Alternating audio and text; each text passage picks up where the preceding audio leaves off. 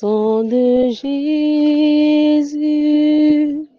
sang de Jésus, sang de Jésus, sang de Jésus, sang de Jésus, sang de Jésus. Première lecture du livre du prophète Michée, chapitre 7, versets 14 à 15, puis 18 à 20. Sang de Jésus,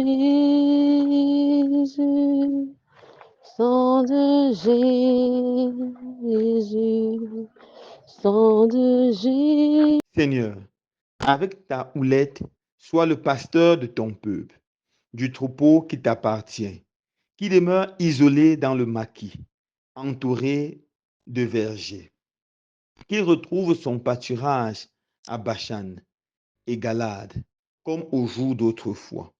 Comme au jour où tu sortis d'Égypte, tu le feras voir des merveilles. Qui est Dieu comme toi pour enlever le crime, pour passer sur la révolte comme tu le fais à l'égard du reste, ton héritage? Un Dieu qui ne s'obstine pas pour toujours dans sa colère, mais se plaît à manifester sa faveur. De nouveau, tu nous montreras ta miséricorde. Tu fouleras aux pieds nos crimes. Tu jetteras au fond de la mer tous nos péchés. Ainsi, tu accordes à Jacob ta fidélité, à Abraham ta faveur, comme tu l'as juré à nos pères depuis les jours d'autrefois. Parole du Seigneur, nous rendons grâce à Dieu. Jésus, sang de Jésus, sang de Jésus, sang de Jésus.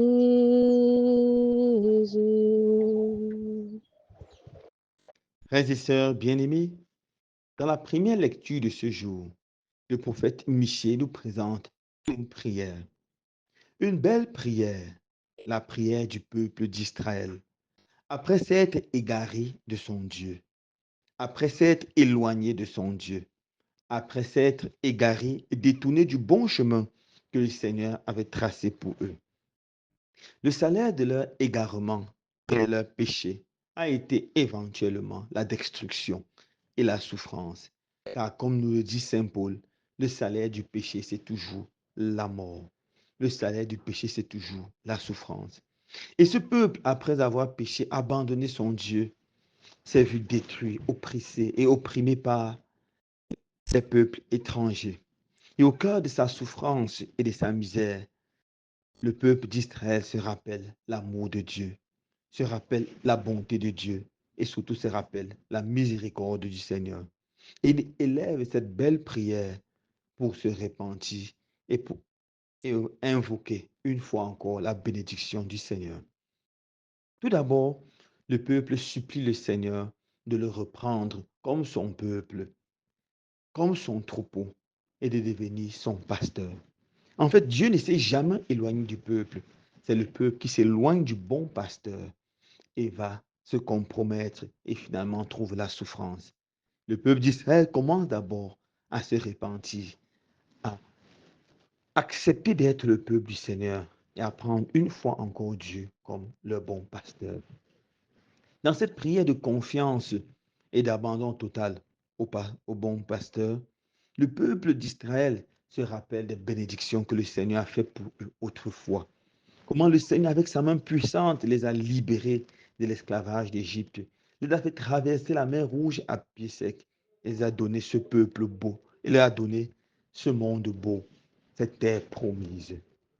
Le peuple supplie le Seigneur d'enlever tous ses crimes et ses nombreux péchés dans la mer et de pardonner ses révoltes. Le peuple supplie le Seigneur d'avoir miséricorde et de se rappeler de la fidélité de Jacob, d'Abraham et de tous les pères qui sont restés fidèles au Seigneur. Frères et sœurs bien-aimés, cette belle prière du peuple de Dieu est une prière qui peut nous inspirer et qui doit nous inspirer. Car souvent, nous aussi, nous égarons du chemin que le Seigneur trace devant nous, du chemin de la vérité, du chemin de la vie. et nous installons dans le péché qui n'entraîne sur nous que la souffrance, la mort. Au cœur de cette souffrance, que faire? Nous ne devons pas faire comme Judas, qui, après avoir pris conscience de la laideur de son péché, est allé se suicider. Mais nous devons, comme le peuple d'Israël, comme Pierre, comme Marie-Madeleine, revenir vers le Seigneur et prier avec confiance en disant, Seigneur, reprends-moi comme ton fils, reprends-moi comme ton enfant. Par ton puissant et précieux sang, lave ma faute, purifie mon péché, sanctifie-moi. Que ta miséricorde éclate afin que je sois sauvé. Jette tous mes péchés dans l'océan de ta miséricorde. Couvre tous mes péchés dans l'océan de ton amour. Purifie-moi, sanctifie-moi, restaure-moi, afin que ta bénédiction continue ou recommence à m'accompagner. La prière que nous devons faire régulièrement quand nous rendons compte que nous avons péché.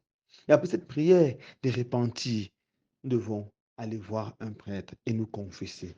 Car c'est par l'absolution que nous avons l'assurance totale de la miséricorde du Seigneur, du pardon de notre Dieu.